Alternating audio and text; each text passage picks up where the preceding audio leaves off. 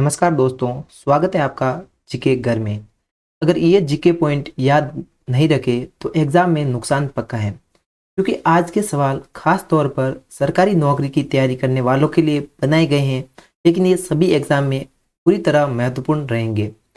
ये वही टॉपिक्स हैं जो हर साल नए रूप में दोहराए जाते हैं, लेकिन भूल गए तो नंबर वही कट जाते हैं।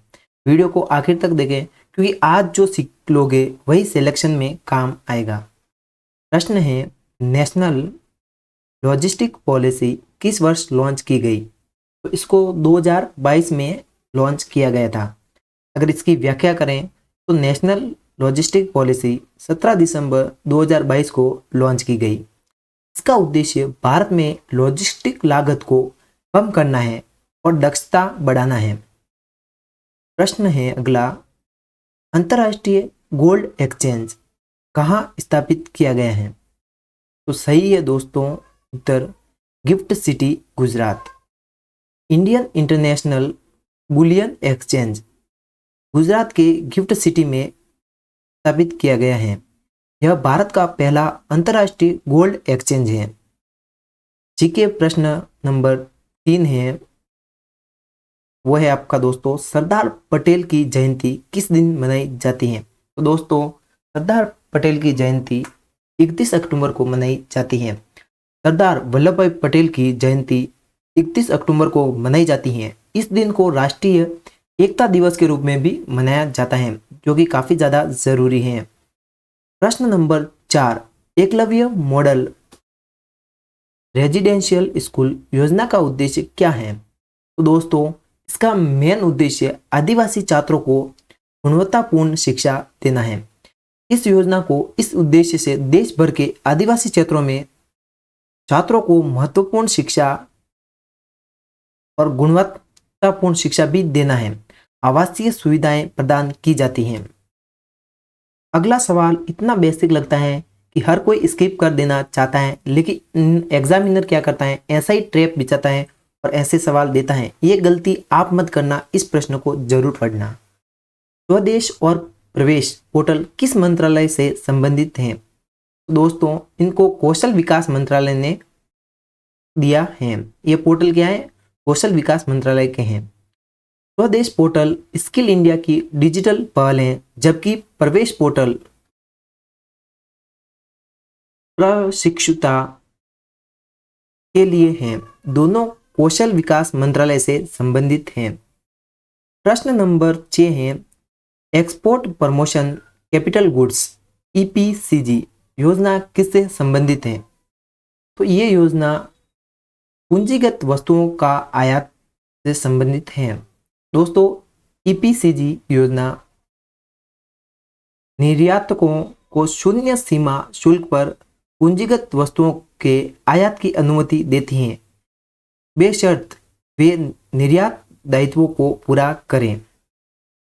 प्रश्न नंबर 7, ग्रीन क्रेडिट प्रोग्राम की शुरुआत किस वर्ष हुई?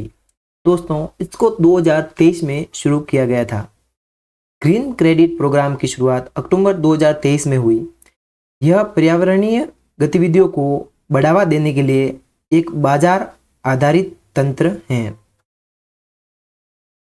अगला प्रश्न काफ़ी ज़्यादा अलग है, लेकिन हर बार वर्ड बदलकर आपको कॉन्सेप्ट समझा दिया जाएगा।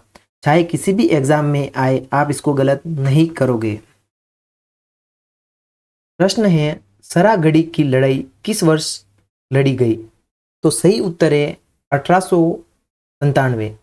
सरागढ़ी की ऐतिहासिक लड़ाई 12 सितंबर 1997 को लड़ी गई, जहां 36 सिख रेजिमेंट के जवानों ने 10,000 अफगानों के खिलाफ लड़ाई लड़ी। कितना खतरनाक होगा कि केवल 36 सिख रेजिमेंट ने 10,000 जवानों से लड़ाई की। कोई सोच भी नहीं सकता, इतना खतरनाक काम उन्होंने कर दिया। सोचने से भी हम तो डरते हैं। जीके प्रश्न नंबर 9, एक्सपोर्ट प्रीपेड शिपमेंट के संदर्भ में NIRYAT पोर्टल क्या है? दोस्तों, इसका कोई फुल फॉर्म भी होगा। तो सबसे पहले निर्यात डाटा विश्लेषण पोर्टल है ये। तो इस पोर्टल का पूरा नाम है national import records in export trading. Portal वाणिज्य मंत्रालय द्वारा शुरू किया गया है जो निर्यात डेटा के विश्लेषण और ट्रैकिंग के लिए है। जीके प्रश्न नंबर 10। प्रधानमंत्री मुद्रा योजना के शिशु श्रेणी के तहत ऋण, दोस्तों ऋण भी बोल सकते हो, ऋण भी बोल सकते हो, लोन भी बोल सकते हो, कि अधिकतम सीमा क्या है? तो दोस्तों वो है 50,000 रुपये।